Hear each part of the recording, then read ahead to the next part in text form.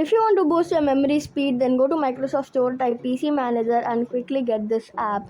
Then click on open and you'll get like a pop-up which will ask you to start. Then click on the start button. Now you will see my memory usage is 82%, there's 66 MB of temporary files. Click on the boost button and it will show like a tick symbol. It will say performance boosted. Wait until like a few seconds and it will just show. And now you can see my performance, like memory usage is now 79. Before it was 82.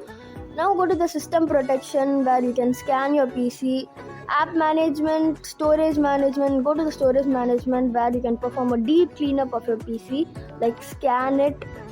And then app management, you will get startup apps. These are apps which turn on when your PC starts, so they just run in your background and they are useless. You can just turn it on or off according to your usage. Subscribe for more content.